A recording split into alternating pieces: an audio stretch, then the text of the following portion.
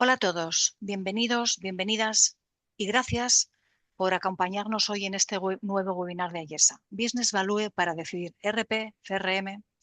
En esta sesión de 45 minutos aproximadamente, vamos a compartir un método práctico para comparar opciones de forma objetiva, reducir el riesgo en el proceso de selección y definir KPIs claros que permitan medir el retorno desde el inicio.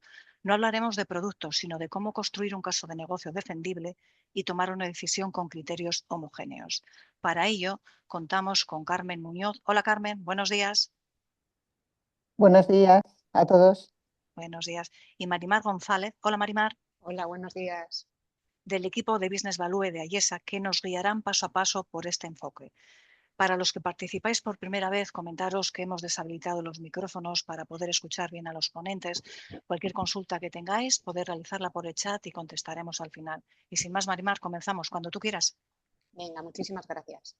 Bueno, buenos días a todos. Gracias por estar aquí. Hoy, como ha comentado Mari Carmen, vamos a hablar de una de las decisiones más críticas en cualquier proceso de transformación digital, que sería cómo elegir un RP, un CRM y hacerlo con criterio estratégico y sin sesgos. Me gustaría empezar con una idea muy clara, porque al final el verdadero riesgo no está en la tecnología que vamos a seleccionar, sino en cómo tomamos la decisión de esta selección. Porque el error más frecuente no es que elijamos una herramienta u otra herramienta, ¿no? Al final se trata de empezar por donde realmente debe esta selección. Muchas organizaciones comienzan comparando pantallas, funcionalidades o dejándose llevar por la demo más impactante. Pero claro, esta no es la cuestión que realmente debemos analizar. La cuestión es cómo justificar una inversión, pero con rigor, sin dejarnos arrastrar al final pues, por la presión del corto plazo o una demo perfecta. Aquí es donde entra el concepto de business value, porque al final es un método que convierte una decisión tecnológica en una decisión estratégica de negocio y sobre todo defendible. Un RP, un CRM no se elige para tener una herramienta. Al final esto lo elegimos para conseguir resultados que sean medibles, reducir fricciones operativas en el día a día, ganar control, sostener el crecimiento de la compañía.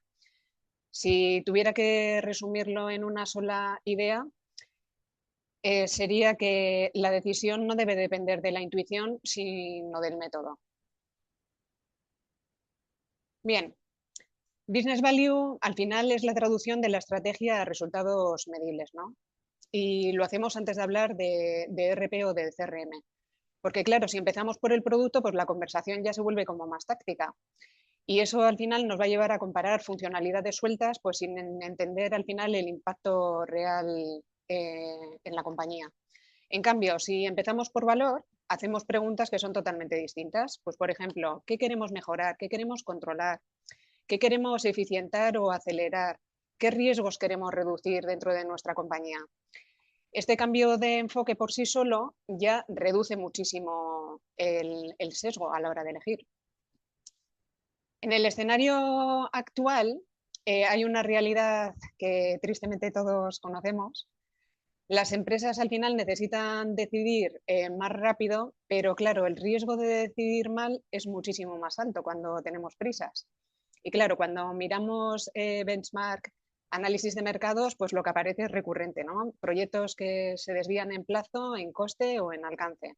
Y claro, estas cifras que podemos ver aquí en pantalla, al final no pretendemos asustar, pero lo que sí se pretende es poner disciplina y método. Y esto, pues normalmente pasa pues, porque el software en sí mismo no es que sea malo, sino que la decisión y el proyecto pues, se hacen con cierta incertidumbre. Por eso al final el foco de hoy no es qué herramienta compro o no compro, sino es cómo reduzco estas incógnitas para tomar una decisión sólida y minimizar todos estos riesgos. El ciclo de expectativas de las tecnologías al final pues es real, ¿no? Tal como nos muestra el ciclo de Gartner. ¿Qué pasa? Pasamos de la ilusión a la frustración y luego pues la productividad real. Y realmente, ¿dónde se nos rompen los proyectos? Pues cuando la expectativa no la tenemos alineada con la realidad operativa, ¿no? Esto podríamos traducirlo cuántas veces nos ha pasado, ¿no? Esto lo vamos a implementar en 2 meses. La funcionalidad X es totalmente estándar. Esto no va a requerir ningún cambio en mi operativa diaria. Claro, pues por eso al final una parte del business value es también gestionar este tipo de expectativas con un marco de decisión, no para ser pesimistas, sino pues para ser realistas y evitar desviaciones en el proyecto futuro. Entonces, si aceptamos que la tecnología al final genera unas expectativas cíclicas, la única forma de decidir con rigor es estructurar este análisis. Entonces, el orden no empieza en la herramienta en sí mismo. ¿Dónde tenemos que empezar? Tenemos que empezar pues, por la estrategia. ¿Por qué? Porque aquí definimos qué queremos cambiar y qué impacto buscamos.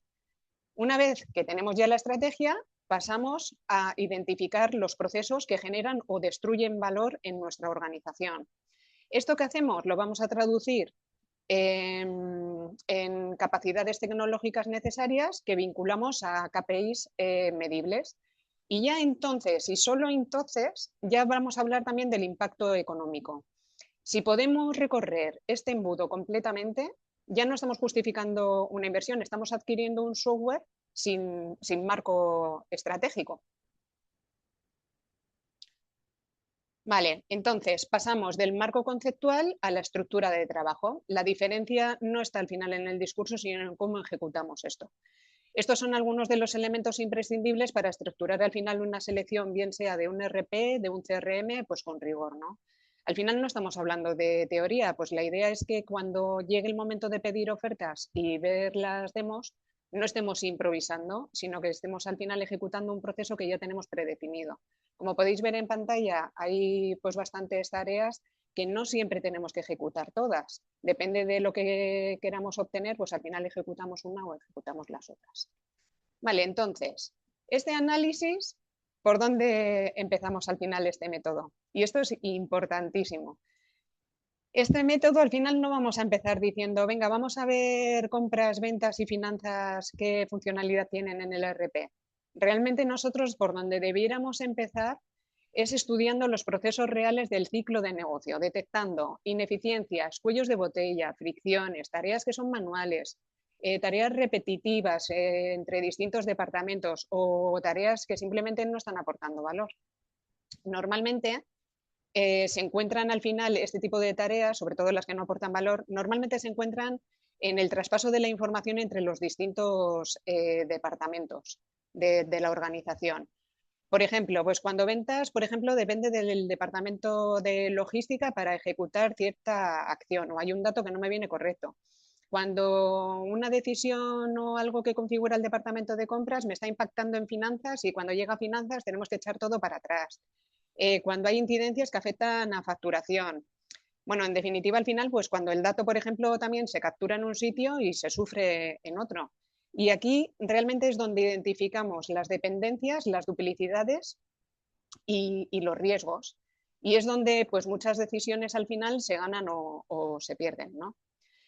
Aquí en pantalla podéis ver un ejemplo de uno de los procesos CROSS donde se identifican todas las tareas que se llevan a cabo en el ciclo completo del negocio, donde se identifican cada uno de los departamentos y sobre todo también puntuando donde tenemos la criticidad.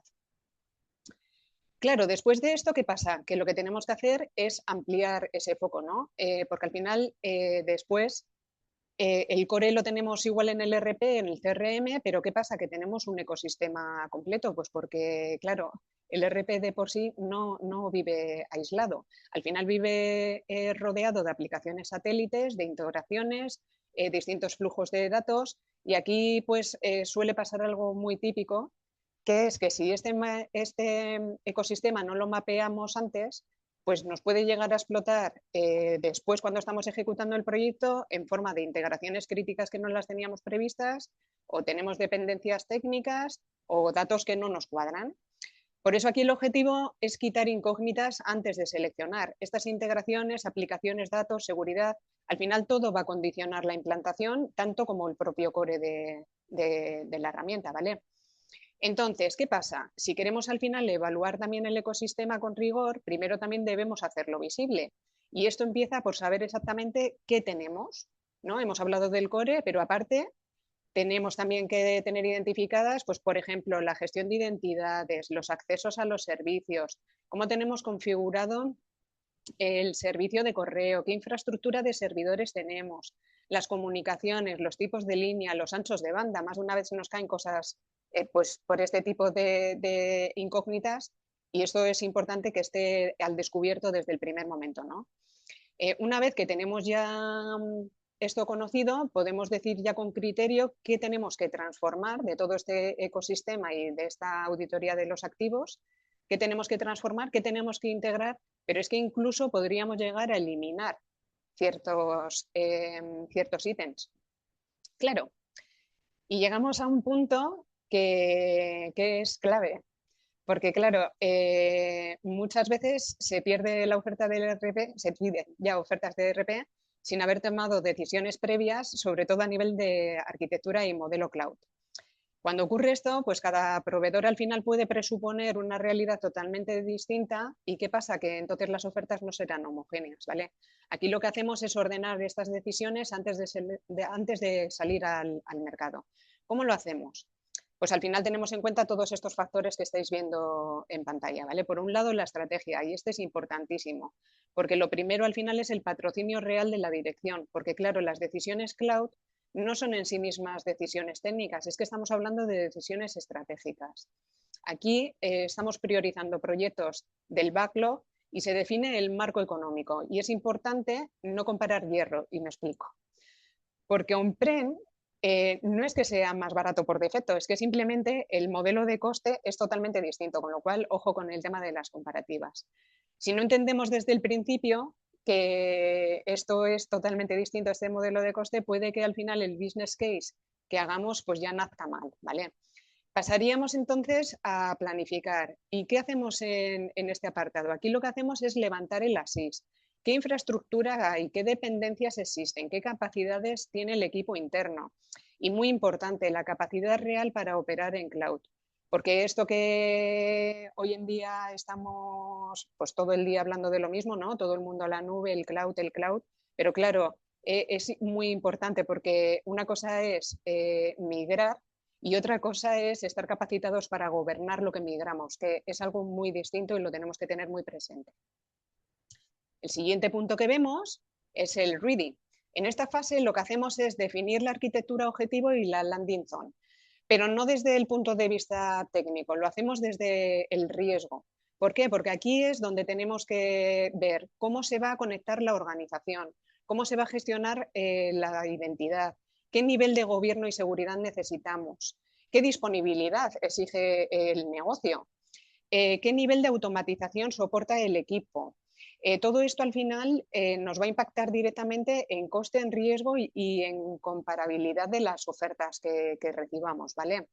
Si pasamos al siguiente punto, que sería ya el adoptar, aquí es donde definimos la estrategia de migración, el rehost, modernización, el tema del cloud native, pero siempre alineando la estrategia con el business case. Y ya por último, pero no menos importante, estamos hablando del tema de gobernar, operar, y este punto es continuo. El cloud al final no termina cuando se migra, ¿vale? ¿Por qué? Porque aquí es donde realmente empieza la gestión. Aquí entra el FinOps, que es la disciplina que evita que el cloud se convierta en un gasto descontrolado, porque claro, al final es la forma de alinear el consumo tecnológico con el valor real que está generando el negocio.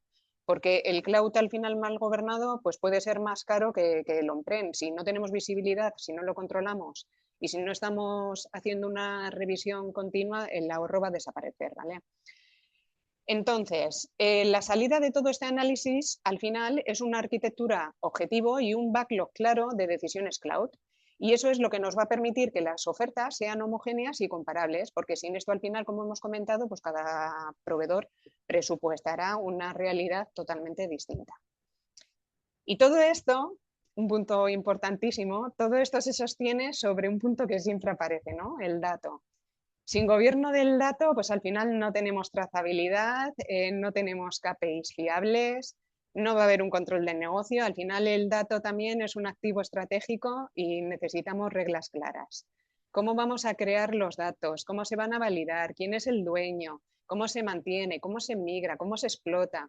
Al final, esto no es una decisión que tengamos que tomar a posteriori, ¿no? No es, venga, luego ya veremos a ver qué hacemos con esto. No, no, no. Esto tiene que recogerse como un requisito previo porque al final me puede condicionar el éxito del ERP o del CRM. Entonces tenemos que establecer cómo crear estos datos, cómo migrarlos y cómo gobernarlos, ¿vale? Para luego tener claro cómo los vamos a explotar en el nuevo entorno, ¿vale? Entonces, con todo lo anterior, ya llegamos a un punto clave. Tenemos que transformar el conocimiento en estructura. Pues porque después de entender cómo funciona la organización, sus procesos, los cruces, el ecosistema, los datos, pues no podemos quedarnos con notas sueltas.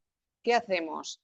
Pues lo que vamos a hacer es convertir todo esto en información estructurada, comparable y evaluable. Y ahí es cuando nace la matriz de requerimientos, que se convierte en una base trazable del alcance, pero no solo del alcance, sino también para la toma de decisión futura. Y aquí, pues la verdad es que me gusta decirlo de una manera que nos tiene que quedar muy clara, porque hay que diferenciar, ¿vale? No se trata de preguntar qué queremos, ¿eh? Se trata de preguntar qué necesitamos para que nuestro negocio funcione con rigor y tenga continuidad, ¿vale? Vale, entonces, ¿cómo estructuramos esta matriz? Bien, pues aquí hay un orden y este orden es importante. Claro, lo primero que tenemos que hacer es clasificar cada uno de los requerimientos, identificando el área afectada y describiendo bien la necesidad, ¿vale? Y sobre todo, muy importante, catalogar la criticidad. Pues ¿por qué? Porque si no hacemos esto, pues al final todo parece urgente, todo parece crítico y eso es un problema en sí mismo. Aquí hay que distinguir entre lo que realmente es una necesidad real y lo que son los wishes o deseos futuros. En segundo lugar, hablaremos del nivel de cobertura de estos requerimientos. ¿Qué pasa? Aquí lo que tenemos que hacer es analizar cómo se cubre, ¿no?, el requerimiento por la solución. ¿Lo hace de manera estándar? ¿Necesita un desarrollo? ¿Existe un vertical en el mercado que me dé cobertura? Y aquí es donde realmente empezamos a ver un poco el encaje real. Vale. Entonces, como tercero y cuarto, estaríamos hablando de los gap y los verticales. Vale. Aquí, cuando aparece un desarrollo, vamos a tratarlo como lo que es, porque al final se trata de una decisión estructural, ¿vale? Aquí analizamos el impacto sobre el negocio y si existe una alternativa del mercado, pues porque lógicamente si la rueda está inventada, no la vamos a reinventar, no vamos a hacer, yo qué sé, no vamos a desarrollar un SGA cuando existen SGAs en el mercado, pues tiraríamos de un vertical, ¿vale? Es importante este punto. Los documentos de salida, muy importante. ¿Por qué? Pues porque es verdad que más de una vez necesitamos, al final se trata de la imagen de la propia organización, pero no solo eso, es que tenemos también informes críticos o por temas de regulatorio tenemos que hacer informes y esto es importante tenerlos detectados a priori porque luego nos pueden suponer un alargamiento en los plazos o incrementarnos los costes, ¿vale? Y ya por último lugar estaríamos hablando de los datos, que como decíamos es un tema muy importante. Aquí tenemos que pensar qué vamos a migrar, con qué calidad, si vamos a hacer una limpieza de los datos o no, qué históricos son necesarios, pues porque al final migrar todo no siempre es la mejor reducción, la mejor decisión. Vale, entonces, con esto podemos ya ir deduciendo que la matriz no va a ser al final un simple Excel, ¿vale? Y como podéis ver en esta imagen, este sería un ejemplo real de una matriz ya completada. Estáis viendo el desglose de cada uno de los requerimientos por las áreas, con el nivel de cobertura e incluso con comentarios. Vale. Entonces, hemos estado hablando de cuál es el nivel de cobertura, ¿no? Pues de la parte funcional, pero claro, al final no nos vamos a quedar solo en la parte funcional y en el grado de cobertura. Aquí tenemos que analizar otros criterios que no son menos importantes y que afectan muchísimo a la decisión. ¿Cuáles serían estos criterios? Pues la arquitectura es uno de ellos. ¿Por qué? Pues porque al final una buena funcionalidad con mala arquitectura nos está generando problemas a medio o largo plazo. El modelo Cloud On-Prem, como hemos comentado, el tema de actualizaciones, seguridad, escalabilidad. Otros de los criterios que analizaríamos sería el tema de la gobernabilidad y la flexibilidad para evolucionar sin tener dependencias constantes. ¿Qué pasa con los roles, los flujos, las analíticas, herramientas de evolución? El siguiente punto, el tema operativo. Claro, el impacto en el día a día, muy importante aquí. ¿Es usable, no es usable? ¿Se rechaza? ¿Es amigable para nuestros usuarios? La experiencia, la curva de aprendizaje, la integración con las herramientas habituales, como puede ser la ofimática. Y aquí empezaríamos a hablar un poco también de gestión del cambio. El siguiente punto, estaríamos con el proveedor. Qué importante el proveedor también, porque no solo al final estamos seleccionando una tecnología, ojo, que aquí evaluamos también quién va a ser nuestro compañero de viaje, qué metodología usa, la solvencia técnica, económica, ¿ha realizado proyectos del estilo? ¿Cuántos? ¿Han ido bien? ¿Han ido mal? Es importantísimo este punto. Y ya por último, no menos importante, estamos hablando del tema de costes, pero cuando hablamos también del tema de costes, no solo el precio inicial, sino el coste recurrente de evolutivos y también los costes ocultos. Cuando nosotros combinamos todos estos criterios, ya la decisión que vayamos a tomar ya empieza a dejar de ser subjetiva y ya estamos convirtiendo en comparativa y en defendible, ¿vale? Y al final eso es lo que nos está aportando un enfoque de business value. ¿Qué pasa? Ya tenemos la matriz de requerimientos y el siguiente paso al final es el RFP, que no es más es más que un documento para pedir precio, porque no solo se trata de pedir precio, ¿vale? ¿Qué enviamos? Pues al final, como estáis viendo en la pantalla, lo que tendríamos que enviar a cada uno de los invitados en esta selección sería el contexto del proyecto con una matriz estructurada, una volumetría real de datos y de transacciones, la metodología que vamos a usar para evaluarles, el calendario y las expectativas que tenemos sobre el proyecto. Y la clave al final es la calidad del RFP, porque esta calidad lo que va a hacer es reducir el riesgo de la decisión futura, ¿vale? Porque al final un mal RFP no es que me esté generando malas ofertas, es que las ofertas van a ser totalmente incomparables. ¿Qué debemos evitar? Igual que hemos hablado de todo lo que debe contener el RFP, pues por contra los errores comunes pues van casi uno a uno. Si hacemos una lista desordenada, no tenemos los criterios claros, los datos no son reales, pedimos precio pero no definimos bien el alcance, pues al final, ¿qué vamos a conseguir? Que las ofertas no sean comparables, ¿vale? Bien, pues entonces ya pasaríamos al siguiente punto. Claro, ya tenemos el RFP claro y tenemos que buscar proveedores, pero claro, esto lo tendríamos que hacer con juicio. ¿Qué pasa? Que en el mercado hay infinidad de RPs, de CRMs y de distintas soluciones, ¿no? Y aquí, uno de los errores más habituales suele ser invitar pues, a quien más está sonando en el momento, ¿no? O a quien yo conozco, me suena de algo, o a quien, yo qué sé, me han recomendado, pero no precisamente a quien mejor encaja con lo que yo necesito. Aquí no vamos a invitar a todo el mercado, obviamente. Entonces, ¿qué pasa? Que tendríamos que realizar una serie de filtros pues, para obtener lo que queremos. Uno de los filtros sería, pues, lógicamente, del mismo sector y procesos comparables, pero también tamaño y complejidad similar. Y obviamente el modelo tecnológico alineado, ¿vale? ¿Cuál es la finalidad de todo esto? Pues la finalidad es conseguir al final una shortlist de 3, 4 soluciones que sean totalmente comparables. Pues porque no estamos buscando el RP más conocido o el más adecuado, vamos, realmente lo que vamos a buscar es el más adecuado, pero con nuestras necesidades reales, no el que sea más famoso o el que más nos esté sonando, ¿vale? Muy importante, a todos aquellos que seleccionemos se les va a enviar el mismo RFP y las mismas reglas para que la comparación al final sea homogénea, ¿vale? Entonces, ¿qué pasa?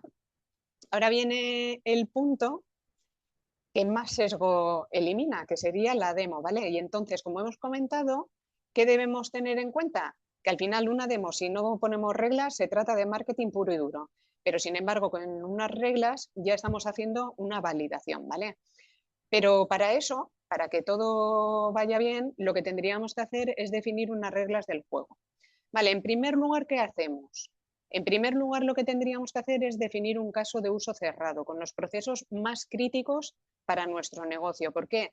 porque así vamos a evitar que cada uno de los proveedores que hayamos invitado nos haga una demo mostrándonos las mejores funcionalidades que tenga su herramienta y que nos oculte debilidades. ¿Vale? Entonces nos basamos en procesos críticos, un escenario único y un mismo guión. Vale, en segundo lugar, datos y volumetrías reales. A ver, al final aquí a nosotros lo que nos interesa es proporcionar unos datos reales que sean representativos y que nos interesa ver cómo funciona en la herramienta. ¿Por qué? Porque no queremos ver la herramienta con poquitos registros, queremos ver con una muestra que realmente simule las condiciones del entorno de producción. A ver, aquí tampoco volvernos locos, porque obviamente no podemos dar toda nuestra base de datos a los proveedores para que nos hagan la demo con el 100% de los datos, ¿vale? O sea, algo que sea representativo a nuestro día a día. Nada de laboratorio, ¿vale? Complejidad real. En tercer lugar, estaríamos hablando del tiempo y el guión, ¿vale? Tenemos que evitar que dispongan unos más tiempo que otros y al final todos tendrían que tener el mismo tiempo por bloque y mismo orden de ejecución. Y luego pasaríamos al punto de los criterios. Aquí tenemos que evitar valorar por sensaciones. Entonces, los criterios ya los tenemos definidos con anterioridad, ¿sí? Y ya estaríamos hablando del último punto, que sería la evaluación. Aquí lo recomendable es que traslademos, realicemos la evaluación, porque vamos a evitar aquí los sesgos de memoria, ¿vale? Entonces, nos va a permitir justificar cada una de las decisiones que tomemos. ¿Por qué hacemos esto? Pues al final muy sencillo, porque si no tenemos las reglas, no todos van a jugar con igualdad, ¿vale? La decisión entonces no va a ser objetiva y al final no queremos elegir la misma, o sea, la mejor demo. Lo que queremos es elegir la mejor solución, pero para nuestro contexto. Vale. Hasta aquí entonces hemos definido bien el problema, hemos construido la matriz de requerimientos, hemos elaborado un RFP sólido, hemos fijado las reglas claras para las demos y ahora ya estamos en una fase que es clave, porque ya estamos en la comparativa, que es justo en este punto pues, donde muchos procesos empiezan a perder objetividad. Porque, claro, si cada proveedor al final ha jugado con reglas distintas, pues la decisión ya deja de apoyarse en criterios comunes y empieza pues, a depender de percepciones cuando... Y eso, claro, al final lo que hace, pues el riesgo no desaparece, simplemente lo que estamos haciendo es llevarnos el riesgo a la implementación del proyecto, ¿vale? Entonces, ¿cómo lo hacemos? Pues en primer lugar, como hemos comentado en la slide anterior, aquí al final con las reglas del juego lo que tratamos es de homogeneizar para asegurarnos que todos estén compitiendo en las mismas condiciones, ¿vale? Pues mismos casos de uso, mismos datos, misma volumetría, mismo guión, mismo tiempo. Convertimos al final las ofertas que son distintas en información realmente que podemos comparar. Si no hacemos esto, no estamos comparando soluciones. Al final lo que estamos comparando es cómo presenta cada uno de los proveedores, ¿vale? En segundo lugar, la escala común. Aquí valoramos por su criterio. Pues puede ser de 0 a 10, como definamos, ¿vale? Con una definición clara de qué significa cada una de las notas. Al final no se trata de esta solución me gusta más o menos. Se trata que este criterio obtiene esta puntuación y por qué. O sea, esto nos va a dar al final objetividad y trazabilidad. En tercer lugar, hacemos una valoración descompuesta por las 6 dimensiones o los 6 criterios que hemos comentado antes. Funcionalidad, arquitectura, técnicos, operativos, proveedor y costes. ¿Por qué? Pues porque esto nos permite entender dónde aporta más valor cada una de las opciones y dónde puede haber posibles riesgos. En cuarto lugar, estaríamos ya con la ponderación en 2 niveles, porque no todo va a pesar igual. Aquí al final, primero hacemos una asignación de pesos estratégicos a cada una de las 6 dimensiones que acabamos de comentar, pero también hacemos la ponderación por los subcriterios dentro de cada una de las dimensiones. De tal manera que vamos a reflejar lo que realmente es importante para el negocio. Pues, por ejemplo, si la escalabilidad al final para nosotros es crítica, pesa más. Si la sostenibilidad económica es prioritaria, pues también, ¿vale?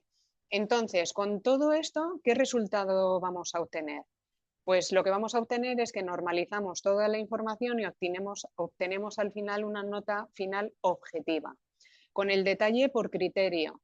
¿Y esto qué significa? Pues que si dentro de unos meses alguien pregunta ¿por qué elegimos esta opción? Pues aquí tenemos capacidad para justificarla, porque en cualquier momento podemos volver a la matriz y ver la decisión que se tomó y que se tomó con los datos. Vale, entonces, con las ofertas ya homogeneizadas y ya valoradas, el análisis nos va a dar 3 lecturas muy claras. Primero, una lectura por criterio. El radar que estáis viendo lo que nos muestra al final es en qué dimensiones destaca cada una de las soluciones, quién gana y dónde gana. Esto nos ayuda a entender el perfil real de cada una de las alternativas que estamos evaluando. En segundo lugar, ¿qué vamos a ver? Pues una nota final ponderada. Aquí aparece el ranking consolidado, la puntuación íntegra de todos los criterios con sus pesos estratégicos y además cuantifica la distancia entre las soluciones. Es decir, no es solo quién queda primero, sino quién y por cuánto, ¿vale? Y el tercero, tenemos unos KPIs que realmente lo que están haciendo es explicarnos el resultado, ¿sí? Aquí, ¿qué es lo que vemos? Pues qué criterio empuja más la nota, cuántos umbrales se cumplen, cuál es la dispersión real entre las soluciones. No solo estamos viendo al final un número, aquí estamos entendiendo qué es lo que impulsa esa valoración, ¿vale? Por tanto, entonces ya estamos pasando de una decisión basada en percepciones a una decisión basada en indicadores, donde el ranking no me está saliendo ya de las demos, sale de KPIs ponderados por criterio, con trazabilidad hasta subcriterios, importantísimo.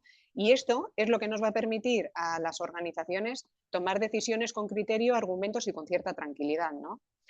Claro, pero estamos hablando de las notas, de todo esto y qué importante también KPIs económicos y sostenibilidad del modelo. Hasta ahora hemos visto que lidera en cobertura y qué criterios ponderados teníamos, pero claro, una decisión estratégica no puede quedarse ahí. Pues porque al final el coste inicial o CAPEX, pues claro, es una parte del análisis, ¿no? Que nos está incluyendo el tema del licenciamiento, la implantación, desarrollos, integraciones, formaciones, claro, pues lo que es el coste inicial del proyecto, ¿no? Pero eso es la foto del primer año, más o menos, año y medio, ¿no? Lo que tardemos en implantar la solución. Claro, la foto del primer año al final no es la que me está definiendo el impacto real de la decisión. ¿Por qué? Pues porque al final aquí tenemos que hacer también un análisis de lo que sería el coste total de la propiedad, el TCO a 3-5 años. ¿Por qué? Porque aquí entran los costes ya recurrentes, el esfuerzo de evolutivos, el licenciamiento recurrente que voy a tener también, ¿no? ¿Qué me va a exigir la solución? El nivel de dependencia que genera respecto a desarrollos o a terceros, es decir, voy a tener que hacer muchos desarrollos a futuro. El riesgo de este sobrecoste futuro. ¿Por qué es clave al final este punto? Pues porque al final, y nos pasa muchas veces, cuando hacemos el análisis a corto, el coste inicial puede convertirse al final en una solución estructuralmente cara si requerimos desarrollos continuos o si me está limitando la escalabilidad o si me está generando deuda técnica a medio largo plazo, ¿vale? Entonces, ¿qué hacemos? Pues precisamente por esto incorporamos también una tercera dimensión que sería la sostenibilidad del modelo. Aquí, ¿qué hacemos? Pues evaluamos si la solución escala con el crecimiento que necesita nuestro negocio, si evitamos fragmentación tecnológica, si reducimos el riesgo de la deuda técnica o si es viable organizativamente, ¿vale? Porque aquí es donde nos cambia realmente el enfoque. No estamos decidiendo al final por precio, estamos decidiendo por el coste total y la sostenibilidad y la capacidad estructural que tenga la herramienta seleccionada a medio largo plazo, ¿vale? Entonces, cuando combinamos toda la cobertura funcional, la ponderación estructurada y este análisis económico completo con el CAPEX, el TCO y el riesgo, ya la decisión ya no va a ser subjetiva, porque ya estamos convirtiendo una decisión totalmente subjetiva, como hemos hablado hasta el momento, ¿no? Con una decisión que va a ser totalmente defendible. Pues porque al final la mejor solución no es la que me cuesta menos a día de hoy, sino la que menos me va a costar mantener a largo plazo. Porque claro, esto es importantísimo también. Al final, lo caro no es me equivoco una vez. Lo realmente caro para las organizaciones es arrastrar una decisión mala hoy durante muchísimos años. Entonces, para cerrar por fin ya el modelo de evolución, trabajamos sobre 3 conceptos que son pues, muy claros, ¿no? Primero, la viabilidad. Aquí realmente estamos midiendo si la opción cumple con los mínimos que no son negociables para nuestras organizaciones. Estamos traduciendo al final los umbrales por criterio o por requerimientos críticos, la cobertura mínima en procesos core, la arquitectura que sea aceptable, el cumplimiento regulatorio, lo que incluimos porque evita algo pues, muy peligroso, que al final es elegir una solución con una nota media muy buena, pero con un fallo crítico que nos puede explotar después del proyecto en coste o en riesgo operativo. En segundo lugar, el tema del equilibrio. Como comentábamos, aquí hacemos un análisis de la calidad del trade-off entre criterios funcionales, arquitectura, operación partner y coste. No va a ganar la que más tiene. Aquí gana la que ofrece el mejor equilibrio para nuestro contexto, que no tiene por qué ser el mismo de otro. Lo que para unos vale no vale para todos, ¿vale? Este análisis al final hace explícitas las renuncias y las decisiones y evita que grandes debilidades se compensen artificialmente con fortalezas aisladas. Y en tercer lugar, el tema de la sostenibilidad, que como comentábamos, aquí estamos midiendo que la decisión se está sosteniendo en el tiempo, el TCO a 3-5 años, porcentaje de evolutivos, las dependencias de desarrollos, el riesgo de sobrecoste, la capacidad real de evolución, ¿no? Al final es el punto que estamos alineando la parte financiera y la parte de la tecnología, el CFO y el CIO, porque conecta al final lo que es el coste total pues, con el riesgo estructural que nos pueda dar la herramienta o la solución. Si esto al final lo resumimos en unas cuestiones, pues podría ser que la viabilidad nos está respondiendo a la pregunta de si se puede o no se puede, el equilibrio de si es la mejor combinación para mi negocio y la sostenibilidad es si esto se sostiene en el tiempo. Cuando estas 3 dimensiones ya las tenemos cubiertas, ya la decisión no es una opinión, es un posicionamiento estratégico que está respaldado totalmente por datos, ¿vale? Bien, pues bueno, tras esta exposición podemos sacar una conclusión clara, que al final es el software importa, pues por supuesto que importa, pero claro, lo que realmente marca la diferencia es el método con el que hemos llegado a esta decisión. No es la demo más vistosa, no es la solución más conocida, es el criterio con el que hemos evaluado y priorizado. Cuando la decisión la tenemos bien construida, con prioridades claras, con datos objetivos, con pesos alineados con la estrategia, la implantación ya empieza de otra manera totalmente distinta. ¿Por qué? Porque ya empezamos con alineamiento, con menos fricciones, con menos debate interno, en definitiva, pues con menos sorpresas. Y eso es lo que es precisamente business value, porque al final no es elegir una herramienta, se trata de elegir con método para que la decisión de hoy se convierta en valor real el día de mañana para nuestra organización. Y con esto, pues llegamos al final. Marimar, sí.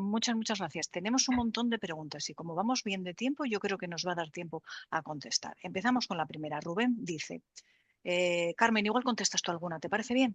Me parece. Venga. Rubén pregunta, ¿cuánto tiempo y recursos requiere esto? Bueno, esa es una pregunta que nos suelen hacer mucho, ¿no? Porque cuando estamos viendo este método, con esta metodología tan elaborada, mucha gente piensa que lo único que va a hacer es trasladar muchos más meses al proyecto, ¿no? Y deciros todo lo contrario, ¿no? Tenemos un método bastante depurado donde a través de una serie de cuestionarios y de una información previa, nosotros lo que intentamos sobre todo es estar con la gente, los key users responsables de cada uno de los departamentos, el tiempo necesario para ver un poco todas esas fricciones que ha explicado Marimar entre los departamentos y recoger toda esa información para poder, digamos, llegar a un método riguroso. Esto lo que nos garantiza es todo lo contrario. Lo que nos garantiza es que el proyecto no se va a dilatar porque tenemos un alcance muy cerrado, conocemos muy bien qué arquitectura es la que va a soportar y lo que vamos a emplear en unas semanas al principio, al final lo vamos a ahorrar al poder llegar a un proyecto acotado en precio, en plazo y sobre todo en calidad. Pregunta de Juan. ¿Cómo decidir la ponderación técnica económica en el RCP? Pues esto tiene mucho que ver con los criterios de selección que ha estado hablando Marimar, ¿no? A todos nos gustaría tener el Ferrari o el coche mejor, pero ¿realmente es lo que nos merece la pena, no? Nosotros cuando hacemos esa evaluación y esa homogenización de los criterios, ahí es donde empezamos a ponderar y donde decimos al final ese apartado sobre todo de costes, qué importancia tiene más o menos sobre cada uno de los otros pesos que estamos diciendo, es decir, tanto la arquitectura como la parte técnica. Pensar una cosa, cuando hablamos de la parte sobre todo técnica, tiene mucha importancia también si yo tengo recursos propios en la compañía o no los tengo. En función de eso, mi ponderación será más alta o será más baja. Por cada uno de estos bloques de criterios, también existen muchos subcriterios que también hay que ponderar si todos son necesarios o no. Eso lo que nos va a dar es ese proceso que al final ha explicado Marimar al final de homogenización, es el que nos va a dar lo comparable, pero no porque cada uno tengamos un pico mayor. Es decir, si tendríamos un recurso o incluso tendríamos un presupuesto ilimitado, tampoco creo que sería la mejor garantía de que estamos eligiendo la mejor herramienta para nuestra compañía. Es una cuestión de ponderar y de valorar cada uno de, digamos, de los elementos y de los subcriterios que están dentro de esto. ¿Alguna pregunta más? Marimar, por ejemplo, Manuel dice, ¿y si las soluciones quedan muy igualadas? ¿No te oímos?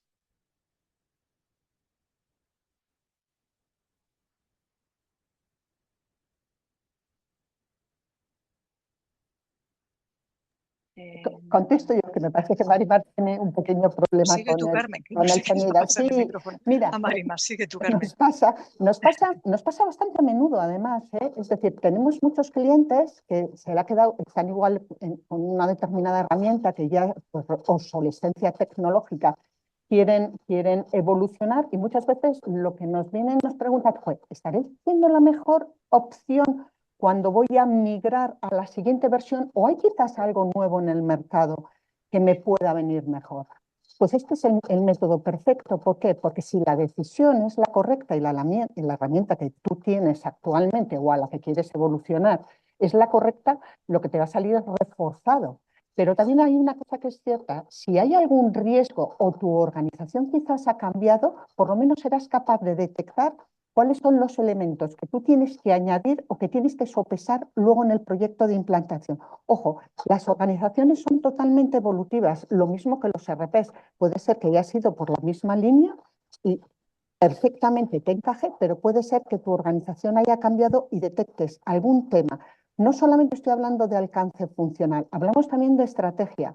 Si mi organización, voy a poner un ejemplo, ha tenido una estrategia de internacionalización, por ejemplo, y resulta que el RP que yo tengo ahora mismo no me cubre los elementos necesarios para cubrir esa necesidad estratégica, ojo, a lo mejor tienes que girar a otra solución o al hermano mayor de esa solución. Es decir, lo que sí te garantiza, digamos, un proceso de estos es que por lo menos vas a detectar todos los riesgos y que vas a tomar una decisión con todas las garantías. Y esto es muy importante, sobre todo para luego eliminar. Tengo la suficiente edad como para haber vivido muchos proyectos muy exitosos, pero también con el efecto negativo. Pero incluso puede llegar a validar la decisión. No sé si se me escucha.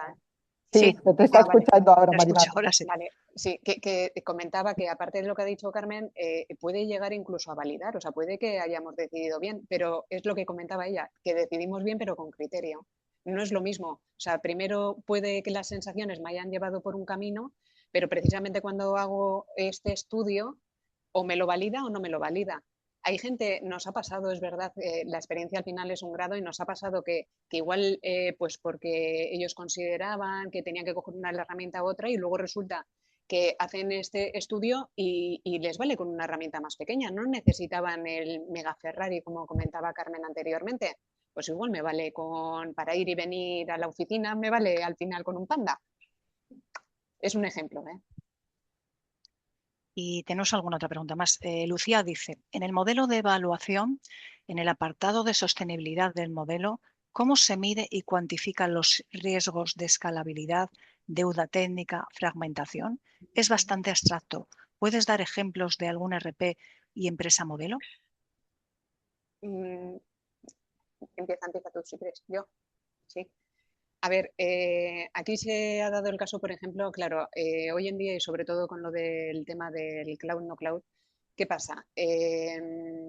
Tú puedes hacer a día de hoy, imagínate, en la selección de una herramienta que te cubra todas tus necesidades, pero claro, hoy en día además con el tema de la IA que lo tenemos, vamos, todo esto está evolucionando a un ritmo vertiginoso. Entonces, tú imagínate que seleccionas una herramienta, por ejemplo, que no tiene actualizaciones automáticas. ¿Sí? Y claro, tal como está evolucionando la tecnología hoy en día, sin tener esas evoluciones automáticas, estarías ya en deuda técnica casi desde el inicio, pues porque toda novedad que vaya a salir ya no la tendrías en la herramienta que tú has seleccionado. Ese sería uno de los ejemplos, pero sobre todo también la proyección y el crecimiento de la organización, porque nosotros al final las decisiones no las tenemos que tomar de manera cortoplacistas. Tenemos que pensar, yo siempre suelo decir que aquí hay que pensar a lo grande.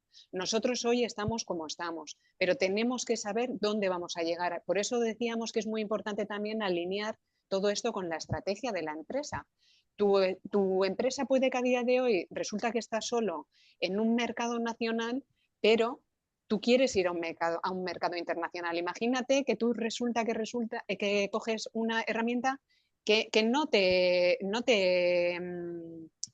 soporta multidioma, multidivisa. ¿Me explico? No se trata solo de coger, digamos, todos los elementos desde el inicio. Es tener en cuenta la herramienta que tenga ese crecimiento hacia el objetivo que yo tengo. Es decir, si yo normalmente, ya sabemos que todo es muy cambiante y que hoy en día hacer un plan estratégico a 3 años muchas veces es muy voluble, que vamos a decir con las noticias que estamos teniendo los últimos días.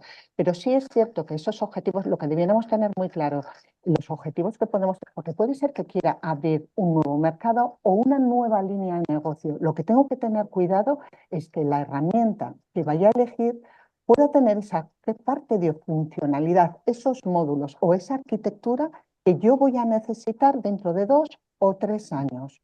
Eso sí que me va a dar una proyección económica, porque esos números sí los voy a tener. Voy a saber el nivel de inversión que tengo en este momento, pero también puedo proyectar cuáles pueden ser los niveles de inversión que voy a hacer.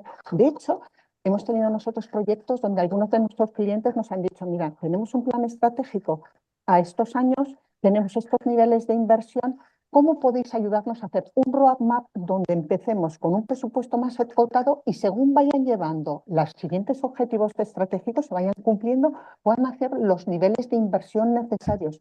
Esto lo que sí sabría es mantener ese TCO a 3 o a 5 años y tener los datos y tomar la decisión desde ahora. Mucho cuidado con eso, porque normalmente las decisiones, como bien ha dicho Marimar, se toman por el hoy.